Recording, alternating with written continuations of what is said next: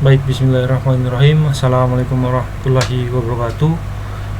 Perkenalkan, nama saya Muhammad Afrizal Arsyad dari kelas SIB 3J Universitas Mulia Balikpapan, jurusan Sistem Informasi. Pada kesempatan kali ini saya akan mempresentasikan tugas dari mata kuliah Sistem Pendukung Keputusan, yaitu perbandingan metode EDAS dan SMART dalam pemilihan rumah. Pada kali ini saya akan menjelaskan atau mempresentasikan terkait metode EDAS dalam pemilihan rumah. Langsung saja kita ke abstrak. Dalam masalah pengambilan keputusan, teknik dan model dari MCDM atau Multi Criteria Decision Making dan MADM atau Multi Attribute Decision Making sangat sering digunakan. Dan teknik dan model ini sangat berkembang pesat. Pada penelitian ini menggunakan dua metode MCDM dan MADM, yaitu EDAS dan SMART pada pemilihan rumah. Metode EDAS didasarkan pada skor penilaian atau AS tertinggi untuk mendapatkan pilihan terbaik dari semua alternatif. Sedangkan metode SMART menggunakan nilai utility atau UI tertinggi untuk mendapatkan pilihan terbaik. Baik, langsung saja kita ke definisi metode EDAS. Metode EDAS atau Evaluation Based on Distance from Average Solution menggunakan solusi rata-rata untuk menilai alternatif dengan mempertimbangkan jarak positif maupun jarak negatif dari nilai rata-rata. Metode ini sangat berguna ketika kriteria yang bertentangan harus dipertimbangkan, seperti yang telah ditemukan dan diklaim oleh penulis metode Kissapers-Gotabe 2015. Metode EDAS stabil ketika berbagai kriteria bobot digunakan dan konsisten dengan metode lain. Selain itu, kesederhanaannya dan perhitungannya lebih cepat adalah keuntungan dari yang diusulkan oleh penulis metode ini, terutama di keunggulan, karena ini tidak mempengaruhi akurasi perhitungan menurut Kissapers-Gotabe pada tahun 2015. Adapun langkah-langkah untuk menyelesaikan permasalahan pada metode EDAS. Yang pertama, pilih kriteria penting yang menggambarkan alternatif. Langkah kedua, bangun matriks untuk mengambil keputusan. Jadi buatlah matriks pengambilan keputusan seperti persamaan 1. Ini adalah rumusnya, mungkin akan diimplementasikan di bawah. Sedangkan yang ketiga, kita menentukan solusi rata-rata sesuai dengan kriteria dengan menggunakan persamaan 2 seperti di bawah ini. AV sama dengan AVJ dikali M. Jadi AV ini solusi rata-rata. Kemudian setelah itu kita akan menghitung jarak positif dan jarak negatif dari matriks rata-rata yang sudah kita dapatkan dengan rumus seperti bawah. PDA sama dengan PDA baris atau kolom, baris dan kolom keberapa, kemudian dikali dikali kolom. Dan untuk jika kriterianya benefit, menggunakan persamaan seperti di bawah ini.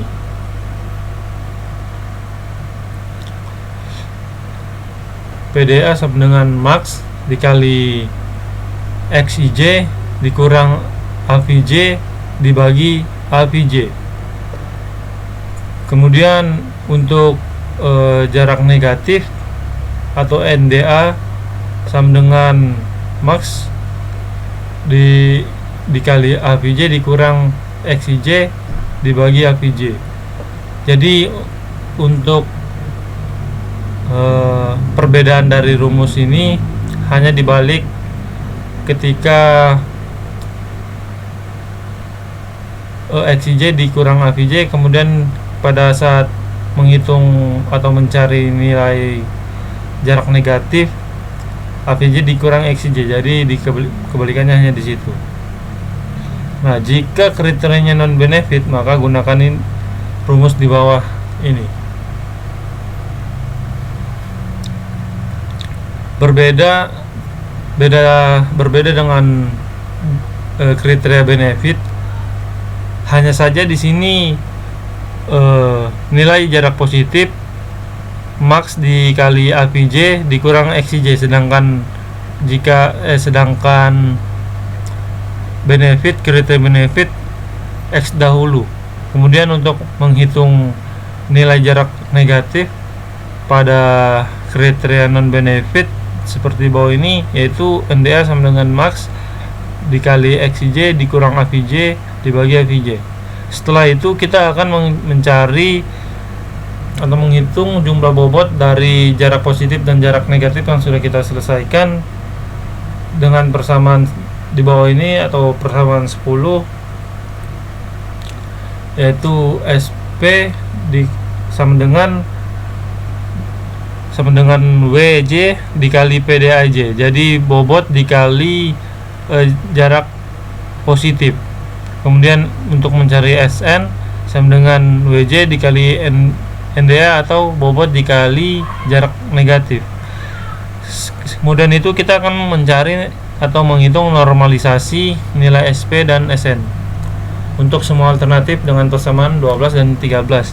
Jadi setelah kita mencari bobot dari nilai negatif dan jarak positif, dari jarak positif dan jarak negatif, kita akan menormalisasikan nilai SP dan SN, yaitu dengan rumus NSP sama dengan SP dibagi max dikali SP. Kemudian untuk mencari NSN sama dengan 1 dikurang SN dibagi max SN. Jadi SNI itu kriteria yang dimaksud. SPI itu adalah kriteria yang dimaksud atau kolom.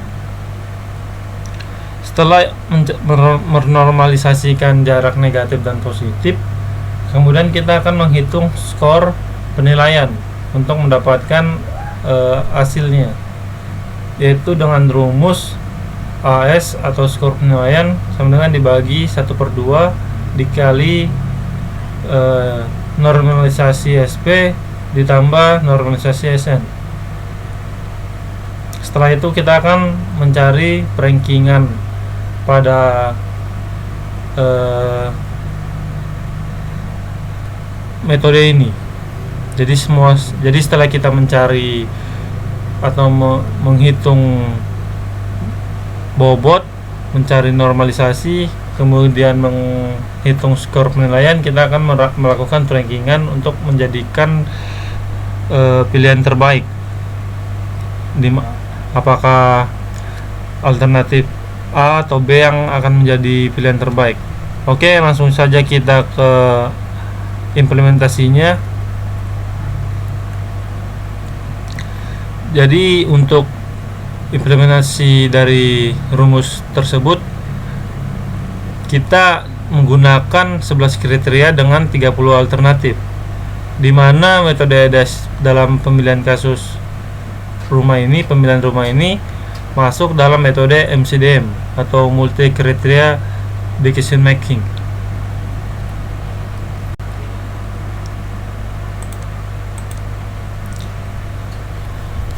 Baik, di sini kita sudah ada tabel 1, yaitu kriteria pemilihan rumah.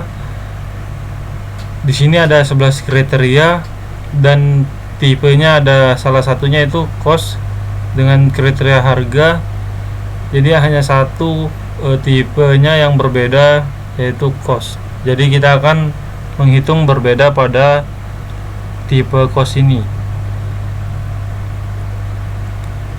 Jadi pada tabel pemilihan rumah, kita di sini sudah ada bobot konversi. Jadi bobot konversi yang sudah dikonversikan oleh peneliti sebelumnya. Namun pada hasil dari jurnal ini berbeda dengan hasil perhitungan Excel saya. Mungkin langsung saja ke pembahasan di Excel saya, karena saya menggunakan data-data acak. Jadi saya di sini menggunakan data acak dari data pemilihan rumah ini. Namun untuk bobot konversinya kita mengikuti sesuai jurnal.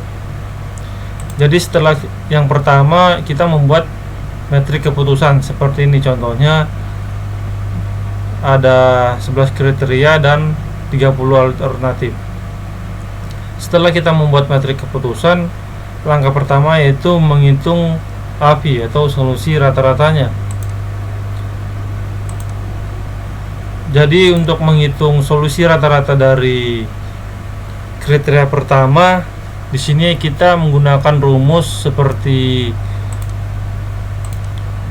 yang ada pada persamaan metode ADAS di sini, yakni kita menggunakan rumus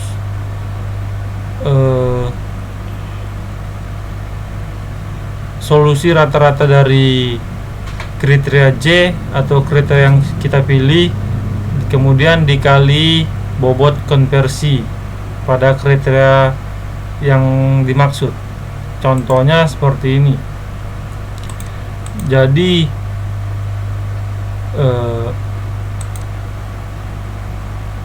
data-data daripada kriteria 1 sampai 30 ini, maksudnya data alternatif 1 sampai 30 pada kriteria 1 dijumlahkan kemudian dibagi 30.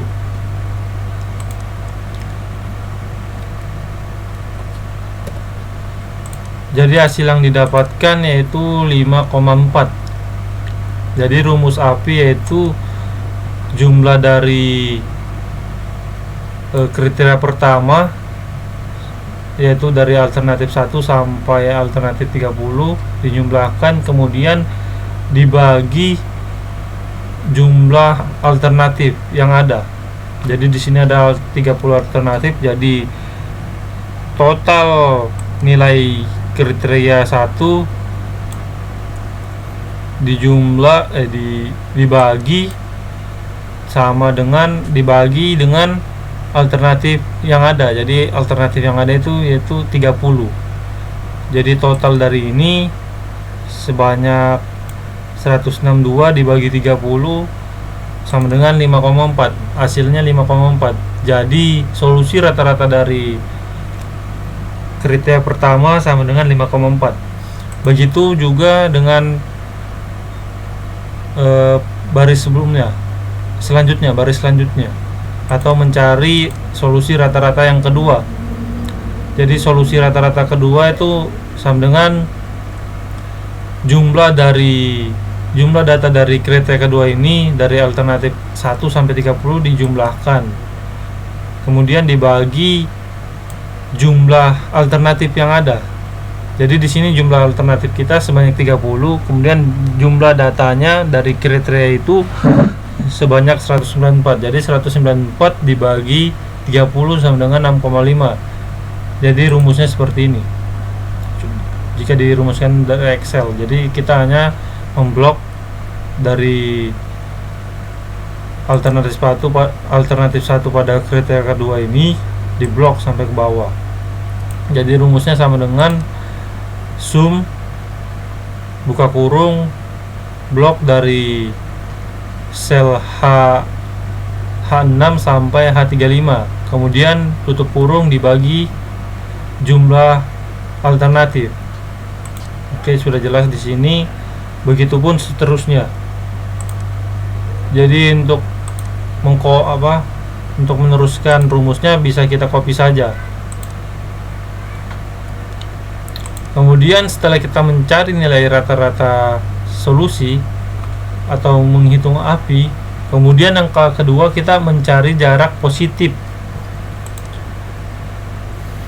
Jadi untuk mencari jarak positif pada kriteria 1 alternatif A1 yaitu menggunakan rumus seperti persamaan yang sudah saya jelaskan, yang sudah saya bacakan tadi, seperti ini.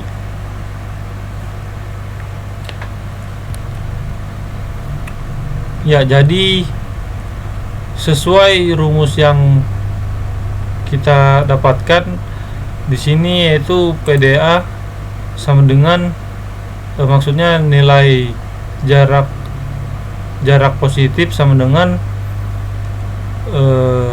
oke, di sini jika kita menggunakan kriteria benefit, jadi untuk kriteria benefit ada 10, sedangkan tipe cost ada 1. Jadi pada kriteria kelima ini ya, jadi ini hitungannya beda. Jadi kita akan menghitung tipe benefit dahulu. Jadi seperti yang kita lihat di sini, rumusnya itu PDA baris kolom keberapa sama dengan max dikali 0. Jadi seperti ini contohnya. Jadi sama dengan, untuk rumus di Excel-nya sama dengan buka kurung G6 itu yaitu di sini. Jadi K1 pada data pada K1 dan A1 jadi 6, atau bisa sel G6 dan jumlahnya 6, kemudian dikurang AVI 1. Jadi seperti rumusnya, yaitu data pada, maksudnya XIJ atau data dari baris data dari IJ ini yaitu K1 A1. Jadi X itu data kriterianya. Nah, seperti ini rumusnya yaitu untuk di Excel seperti ini ya. Jadi data pada K1 dan A1 dikurang AVI 1, kemudian dibagi lagi dengan AVI 1, kemudian menghasilkan hasil 0,111. Jadi hitungannya seperti ini, 6 dikurang 5,4 dibagi 5,4 lagi, jadi hasilnya 0,11.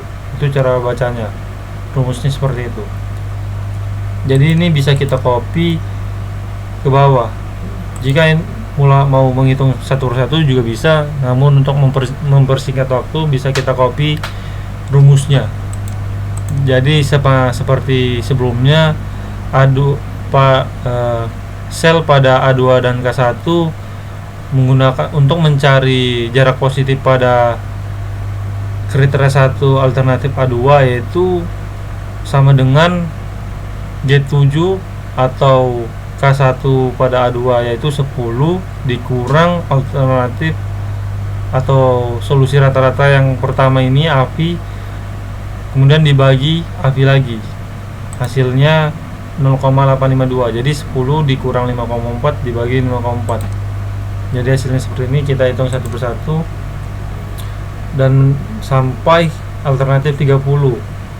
Kemudian kembali lagi ke sini, dihitung lagi sampai alternatif 30. Jadi satu persatu. Nah, untuk tipe cost kita menggunakan rumus yang berbeda seperti pada persamaan yang sudah saya jelaskan di sini. Jadi jika kriterianya non benefit atau kriterianya cost, kita menggunakan rumus seperti ini. Jadi hanya dibalik saja solusi rata-rata dikurang data pada kriteria dan alternatif tersebut dibagi solusi rata-rata kriteria itu. Oke, langsung saja di sini. Nah, jika di sini 0,00 berarti ini hasilnya minus. Jadi saya rubah ke 0,00 karena tidak terpakai. Jadi yang 0,00 ini hasilnya sebenarnya minus. Namun kita berubah.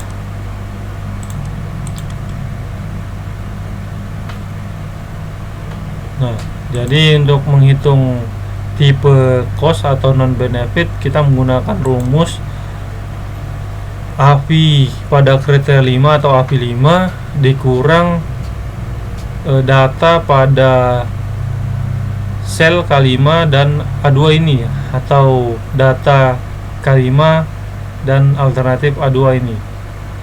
Jadi datanya pada K5 A2 yaitu 3 jadi AVI dikurang 5,3 dikurang 3 dibagi 5,3 lagi, hasilnya 0,4375. Jadi seperti itu. Jadi bisa kita copy saja. Jadi untuk mencari jarak positif kita sudah mendapatkan seperti tabel di bawah ini, atau tabel yang sudah ada di layar. Sebanyak 30 alternatif dan 11 kriteria sudah kita dapatkan. Kemudian kita akan mencari jarak negatif. Nah, jarak negatif hampir sama rumusnya seperti yang ada pada persamaan jurnal ini. Jadi hanya dibalik saja. Solusi rata-ratanya dari jarak negatif ini, yaitu solusi rata-rata dikurang nilai pada kolom tersebut atau data yang ada pada K1 atau A1. Nah, jadi seperti yang saya bilang sebelumnya, bahwa jika data pada kolom ini 0, maka data sebelumnya itu minus atau negatif. Jadi saya pastikan di sini atau saya jadikan 0. Nah, untuk ini menghitung jarak negatif kita menggunakan rumus AVI 1 dikurang nilai pada data K1 A6, kemudian dibagi lagi AVI 1. Jadi seperti ini hitungannya, 5,4 dikurang 3 dibagi 5,4 lagi, hasilnya 0,4375. Jadi rumusnya seperti ini untuk di Excel. Untuk mempersingkat waktu kita bisa copy saja. Dan untuk menghitung tipe non benefit atau cost, kita menggunakan persamaan yang sebelumnya juga, seperti ini. NDA IJ dikurang max 0 dikali XIJ dikurang AVJ dibagi AVJ. Jadi kebalikannya.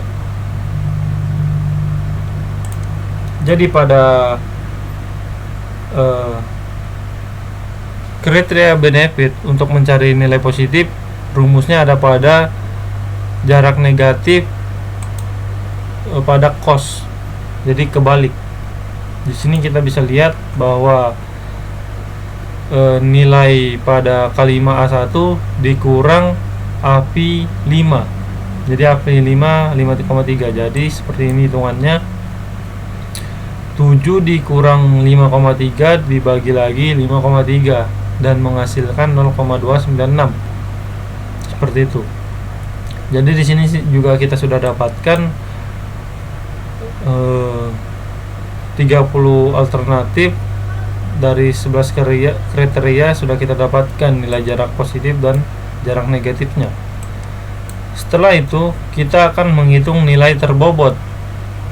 Nilai terbobot positif dari, maksudnya menghitung nilai terbobot dari jarak positif yaitu SP, atau menghitung nilai terbobot dari jarak negatif. Jadi seperti yang ada pada tabel di layar ini, kita sudah mendapatkan nilai terbobot dengan rumus seperti ini.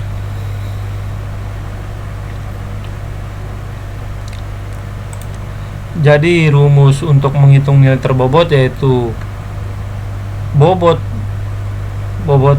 K1 nih ada 11 kriteria, jadi rumusnya seperti ini.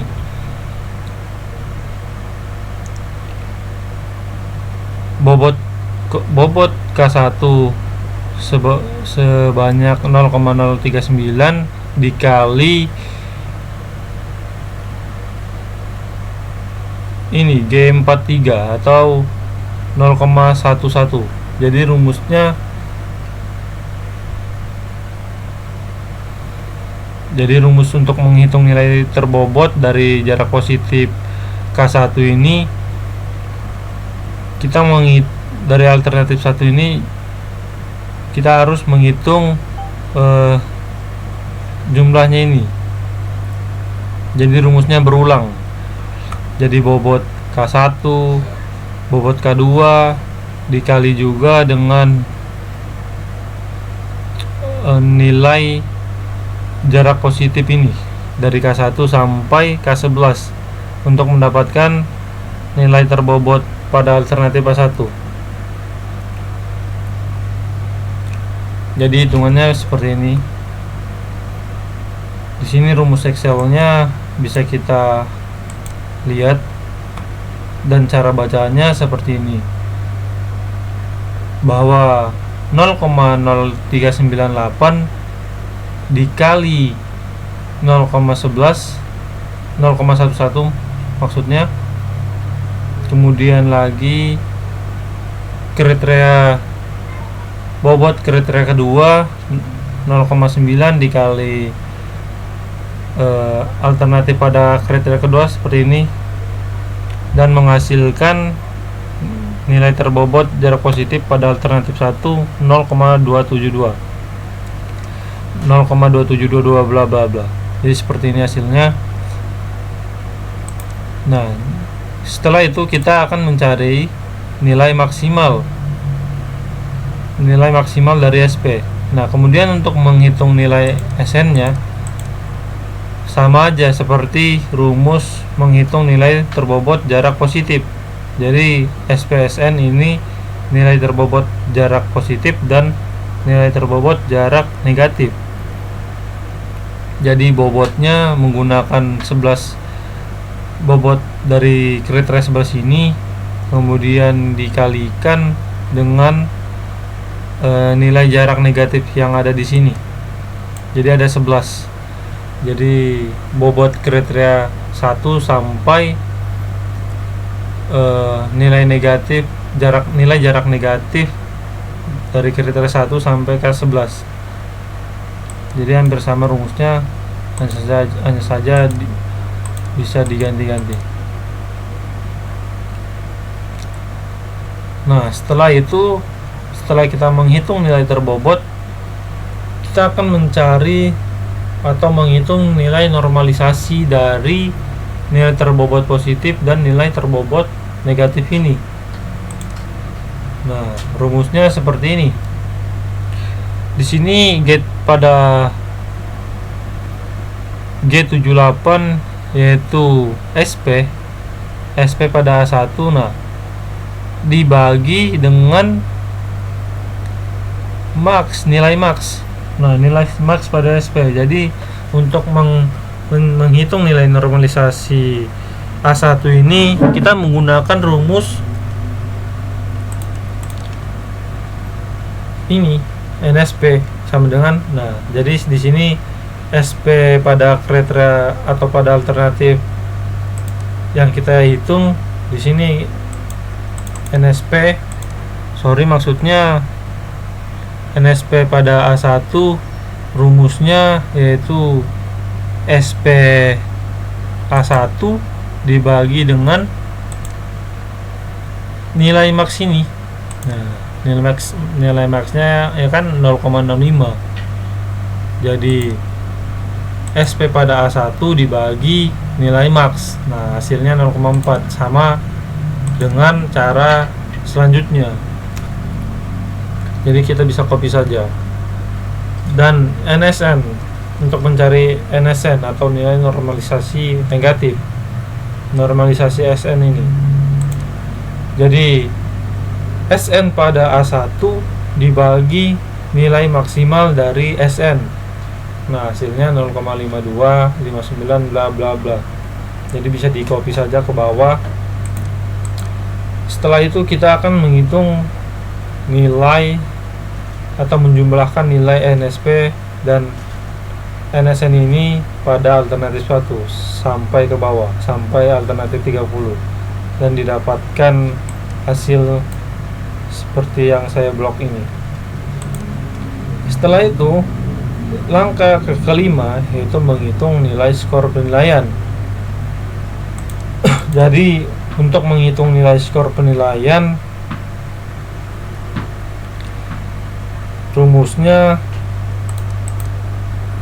ini seperti ini: 1/2 NSP ditambah NSN. Nah, di sini sudah saya tambahkan langsung untuk mempermudah mencari nilai skor penilaian. Nah, jadi seperti ini: 1/2, rumusnya sama dengan 1/2 dikali nilai NSP ditambah NSN, dan hasilnya 0,47,954. Di copy sampai ke bawah. Setelah kita mendapatkan nilai skor penilaian atau AS, kemudian kita melakukan perankingan. Nah, ini adalah langkah terakhir untuk mencari atau menentukan pemilihan rumah dengan metode EDAS. Di sini kita bisa menggunakan rumus rank. Nah, pada penghitungan Excel di sini saya mendapatkan nilai alternatif dari bobot dari jumlah solusi rata-rata yang kita cari, jarak negatif dan positif yang kita cari, kemudian kita menghitung bobotnya. Setelah itu kita menormalisasikan jarak positif negatif, kemudian nilai akhirnya kita akan rankingkan seperti ini. Jadi alternatif terbaik pada metode EDAS untuk pemilihan rumah yaitu pada alternatif A5 dengan nilai 0,935326354. Jadi nilai tertingginya pada alternatif A5. Namun pada jurnal ini hasilnya A9, karena mungkin memang kita berbeda data mentahnya atau data-data daripada matriks yang kita sudah buat.